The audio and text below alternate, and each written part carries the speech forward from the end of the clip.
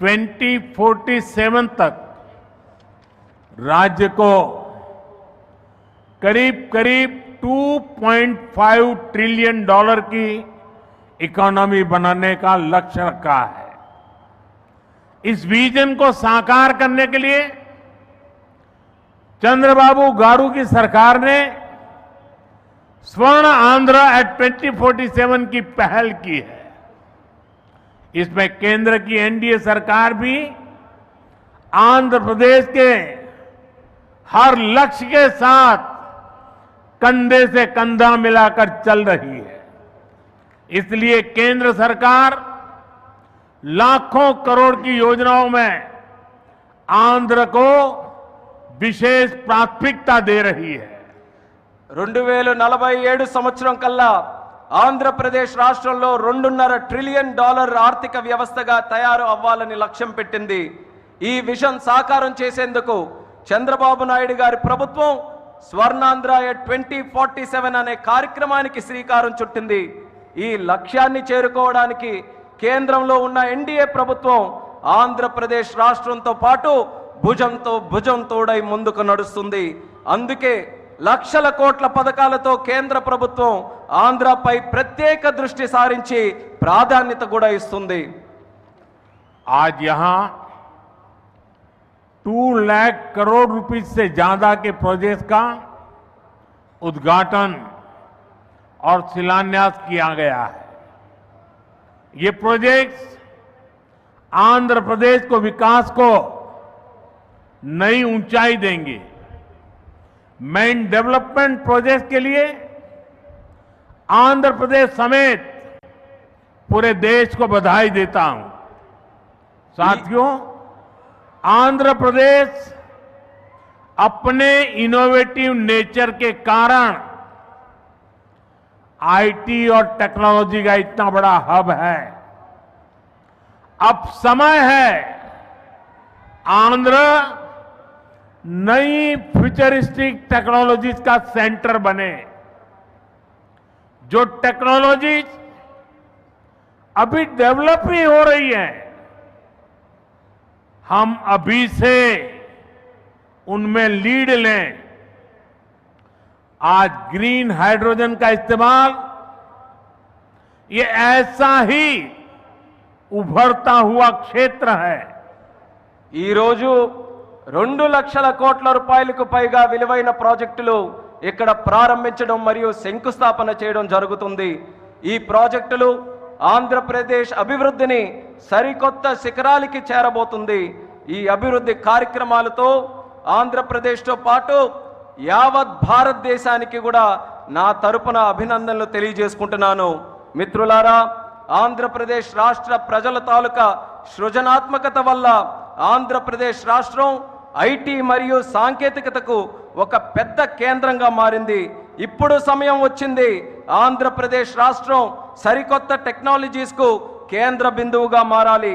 ఈ కొత్తగా అభివృద్ధి చెందుతున్నటువంటి టెక్నాలజీస్కి ఆంధ్రప్రదేశ్ రాష్ట్రం సారథ్యం వహించాలి। నేడు గ్రీన్ హైడ్రోజన్ టెక్నాలజీ కూడా అటువంటి ఎదుగుతున్నటువంటి ఒక రంగమే।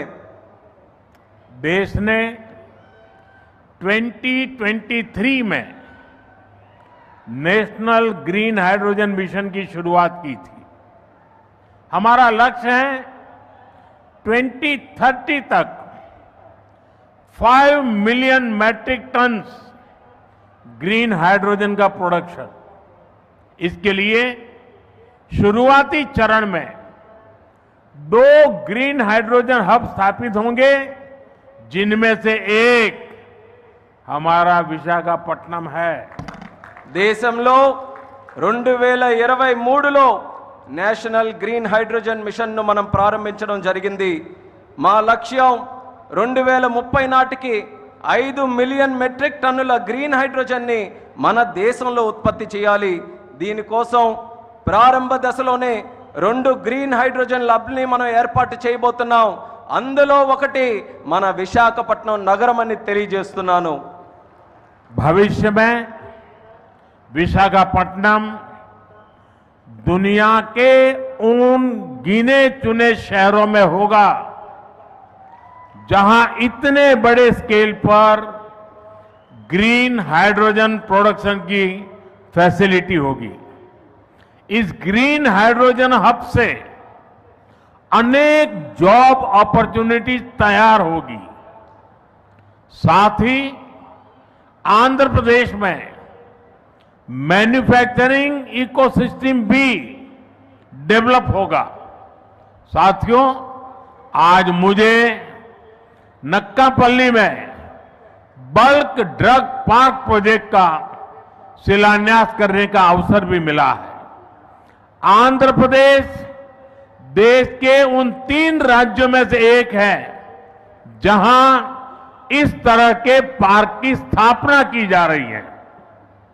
इस पार्क में मैन्युफैक्चरिंग और रिसर्च के लिए बेहतरीन इंफ्रास्ट्रक्चर तैयार किया जाएगा। इससे इन्वेस्टर्स का उत्साह बढ़ेगा और यहां की फार्मा कंपनियों को फायदा होगा। భవిష్యత్తులో పెద్ద ఎత్తున గ్రీన్ హైడ్రోజన్ ఉత్పత్తి చేసే నగరాలలో ఒకటిగా మన విశాఖపట్నం ఉండబోతుంది। ఈ గ్రీన్ హైడ్రోజన్ హబ్ ద్వారా అనేక ఉద్యోగ అవకాశాలు సృష్టించబడతాయి। దీంతో ఆంధ్రప్రదేశ్లో మ్యానుఫ్యాక్చరింగ్ వ్యవస్థ కూడా అభివృద్ధి చెందబోతుంది। మిత్రులారా, ఈ రోజు అనకాపల్లి పార్లమెంటులో ఉండే నక్కపల్లిలో బల్క్ డ్రగ్ పార్క్ కు కూడా శంకుస్థాపన చేసే అవకాశం నాకు కలిగింది। దేశంలో 3 రాష్ట్రాలలో ఈ తరహాలో పార్కులు ఏర్పాటు చేయబడుతున్నాయి। అందులో ఆంధ్రప్రదేశ్ ఉండడం నాకు చాలా ఆనందంగా ఉంది। ఈ పార్కులో మ్యానుఫ్యాక్చరింగ్ మరియు పరిశోధన కోసం అద్భుతమైన మౌలిక సదుపాయాలు ఏర్పాటు చేయడం జరుగుతుంది। దీనివల్ల పెట్టుబడిదారుల్లో ఆసక్తి పెరుగుతుంది మరియు ఫార్మాసిటీ కంపెనీలకి కూడా చాలా ఉపయోగపడుతుందని తెలియజేస్తున్నాను। साथियों, हमारी सरकार अर्बनाइजेशन को एक अपॉर्चुनिटी के रूप में देखती है और हम आंध्र को न्यू एज अर्बनाइजेशन का एक उदाहरण बनाना चाहते हैं।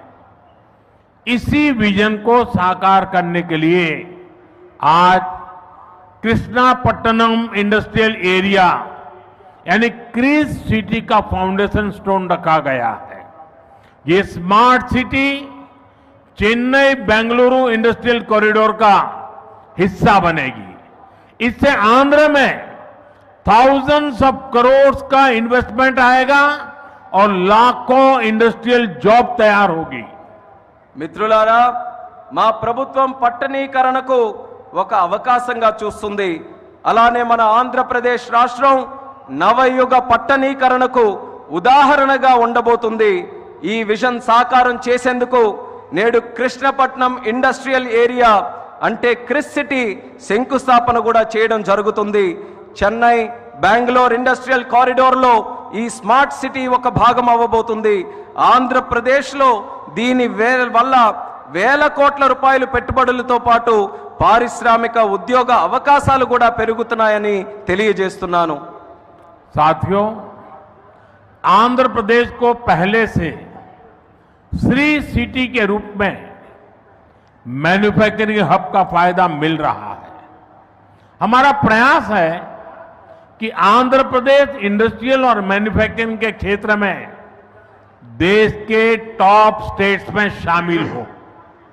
मैन्युफैक्चरिंग को बढ़ावा देने के लिए हमारी सरकार पीएलआई जैसी स्कीम्स चला रही है। इसका परिणाम ये है कि आज कई प्रोडक्ट्स की मैन्युफैक्चरिंग में भारत की गिनती दुनिया के टॉप कंट्रीज में होने लगी है। మిత్రులారా, ఆంధ్రప్రదేశ్లో నేడు శ్రీ సిటీ రూపంలో తయారీ రంగం యొక్క ఉపయోగం ప్రజలకు అందుతుంది। మా ప్రయత్నం ఏంటంటే ఆంధ్రప్రదేశ్ రాష్ట్ర పారిశ్రామిక మరియు తయారీ రంగంలో దేశంలోనే అగ్రగామిగా నిలబడాలి।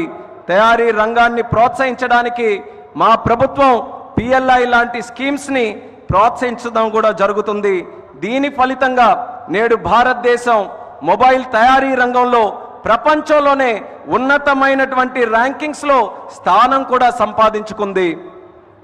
साथियों, आज नए विशाखापट्टनम शहर में साउथ कोस्ट रेलवे जोन मुख्यालय की भी फाउंडेशन रखी जा रही है। आंध्र प्रदेश के विकास के लिहाज से ये बहुत इंपॉर्टेंट है। लंबे समय से एक अलग रेलवे जोन की मांग हो रही थी, आज ये स्वप्न साकार हो रहा है। మిత్రులారా, నేడు విశాఖపట్నం నగరంలో సౌత్ కోస్ట్ రైల్వే జోన్ ప్రధాన కార్యాలయానికి పునాది కూడా వేస్తున్నాం. ఆంధ్రప్రదేశ్ అభివృద్ధి దృష్ట్యా ఇది చాలా ముఖ్యమైనటువంటి కార్యక్రమం. ప్రత్యేక రైల్వే జోన్ కావాలన్న డిమాండ్ చాలా కాలంగా ఉంది. అటువంటి ఈ కళ, ఈ చిరకాల కోరిక ఈ రోజు నెరవేరబోతుందని తెలియజేసుకుంటున్నాను. साउथ कोस्ट रेलवे जोन का मुख्यालय बनने के बाद इस पूरे क्षेत्र में कृषि और व्यापार से जुड़ी एक्टिविटीज का विस्तार होगा। इसके अलावा टूरिज्म क्षेत्र और लोकल इकोनॉमी को भी प्रगति के नए अवसर मिलेंगे। సౌత్ కోస్ట్ రైల్వే జోన్ యొక్క ప్రధాన కార్యాలయం అయిన తర్వాత మన ఉత్తరాంధ్ర ప్రాంతంలో వ్యవసాయం మరియు వ్యాపారానికి సంబంధించి కార్యకలాపాలలో విస్తరణ జరగబోతుంది. ఇంతే కాకుండా పర్యాటక రంగం మరియు స్థానిక ఆర్థిక వ్యవస్థకు కూడా కొత్త అవకాశాలు లభిస్తాయని తెలియజేస్తున్నాను. आज यहां कनेक्टिविटी से जुड़े thousands ऑफ करोड़ के प्रोजेक्ट्स का उद्घाटन और शिलान्यास भी हुआ है। रेलवे के क्षेत्र में आंध्र प्रदेश उन राज्यों में शामिल है जहां 100% इलेक्ट्रिफिकेशन हो चुका है। आंध्र प्रदेश के 70 से ज्यादा रेलवे स्टेशनों को अमृत भारत स्टेशन योजना के तहत डेवलप किया जा रहा है। आंध्र प्रदेश के लोगों की ईज ऑफ ट्रेवल के लिए 7 वंदे भारत ट्रेनें और अमृत भारत ट्रेन भी चलाई जा रही है। నేడు కనెక్టివిటీకి సంబంధించి వేల కోట్ల విలువైన ప్రాజెక్టులు ఇక్కడ ప్రారంభోత్సవం మరియు శంకుస్థాపన జరుగుతుంది. రైల్వే రంగంలో ఆంధ్రప్రదేశ్లో నేడు 100% విద్యుదీకరణ జరిగింది. ఆంధ్రప్రదేశ్లోని 70కి పైగా రైల్వే స్టేషన్లు అమృత్ భారత్ స్టేషన్ల కింద అభివృద్ధి చేయబడుతున్నాయి. ఆంధ్రప్రదేశ్ ప్రజల ప్రయాణ సౌలభ్యం కోసం 7 వందే భారత్ రైళ్లు అలాగే అమృత్ భారత్ ట్రైన్లు కూడా నడిపిస్తున్నామని తెలియజేస్తున్నాను. साथियों, आंध्र में ये infrastructure revolution, better connectivity, better सुविधाएं, इनसे पूरे प्रदेश का लैंडस्केप बदलेगा। इससे ईज ऑफ लिविंग और ईज ऑफ डूइंग बिजनेस बढ़ेगा। यही विकास आंध्र की करीब $2.5 ट्रिलियन इकोनॉमी का आधार बनेगा। साथियों, विशाखापट्टनम और आंध्र प्रदेश के कोस्ट सैकड़ों वर्षों से भारत के ट्रेड का गेटवे रहे हैं। आज भी विशाखापट्टनम का उतना ही महत्व है। हम समुद्र से जुड़ी अपॉर्चुनिटी के पूरे इस्तेमाल के लिए ब्लू इकोनॉमी को मिशन मोड में बढ़ावा दे रहे हैं। इसके लिए विशाखापट्टनम फिशिंग हार्बर को और आधुनिक बनाया जा रहा है। మిత్రులారా, ఆంధ్రాలో ఈ మౌలిక సదుపాయాల విప్లవంతో పాటు మెరుగైన కనెక్టివిటీ, మెరుగైన సౌకర్యాల వల్ల ఆంధ్రప్రదేశ్ రాష్ట్రం ముఖ చిత్రం కూడా మారబోతుంది. దీనివల్ల జీవన సౌలభ్యం, వ్యాపార సౌలభ్యం కూడా పెరగబోతుంది. ఇది ఆంధ్ర యొక్క దాదాపు $2.5 ట్రిలియన్ ఆర్థిక వ్యవస్థకు పునాది కాబోతుంది. మిత్రులారా, విశాఖపట్నం మరియు ఆంధ్రప్రదేశ్లో ఉన్నటువంటి తీర ప్రాంతాలు వందల సంవత్సరాలుగా భారతీయ వాణిజ్యంలో పాలు పంచుకున్నాయి. నేటికి విశాఖపట్నానికి అదే ప్రాముఖ్యత ఉందని కూడా తెలియజేస్తున్నాను. సముద్ర సంబంధిత అవకాశాలు పూర్తిగా వినియోగించుకోవడానికి బ్లూ ఎకానమీని మిషన్ మోడ్లో ముందుకు నడిపించబోతున్నాం. ఇందుకోసం విశాఖపట్నంలో ఉన్నటువంటి షిప్పింగ్ హార్బర్ని కూడా మరింత ఆధునీకరిస్తబోతున్నామని ఈ సందర్భంగా తెలియజేస్తున్నాను. आंध्रा के हमारे फिशरीज से जुड़े भाई बहनों की इनकम और बिजनेस बढ़े, हम इस दिशा में पूरी संवेदनशीलता से काम कर रहे हैं. हमने फिशरमैन को किसान क्रेडिट कार्ड जैसी सुविधाएं उपलब्ध कराई है. हम समुद्र में सुरक्षा के लिए भी अहम कदम उठा रहे हैं. साथियों, हमारा प्रयास है कि देश के हर सेक्टर में inclusive and all round development होना चाहिए ताकि विकास का फायदा हर वर्ग को मिले. इसके लिए एनडीए सरकार समृद्ध और आधुनिक आंध्र प्रदेश के निर्माण के लिए प्रतिबद्ध है. आज जिन प्रोजेक्ट का शुभारंभ हो रहा है उससे आंध्र के लोगों की समृद्धि सुनिश्चित होगी. मैं एक बार फिर इन प्रोजेक्ट के लिए आप सभी को बहुत बहुत बधाई देता हूं. ఆంధ్రాలో మత్స్యకార సోదర సోదరీమణుల ఆదాయం మరియు వ్యాపారం పెరిగే విధంగా పూర్తి నిబద్ధతతో మేము పనిచేయబోతున్నాం. దీనికోసం మత్స్యకారులకి కిసాన్ క్రెడిట్ కార్డు వంటి సౌకర్యాలు కూడా కల్పించాం. సముద్రంలో భద్రత కోసం ముఖ్యమైనటువంటి చర్యలు కూడా తీసుకోబోతున్నాం. మిత్రులారా, దేశంలోని ప్రగతి రంగంలో అందరినీ కలుపుకొని పోవడమే మా తాలూకా ప్రయత్నం. అభివృద్ధి జరగాలి, తద్వారా ప్రతి వర్గానికి అభివృద్ధి తాలూకా ఫలాలు అందాలి. ఇదే మా సంకల్పం. ఇందుకోసం ఎన్డీఏ ప్రభుత్వం సుసంపన్నమైన ఆధునిక ఆంధ్రప్రదేశ్ను సృష్టించబడ్డానికి కట్టుబడి ఉందని కూడా తెలియజేస్తున్నాను.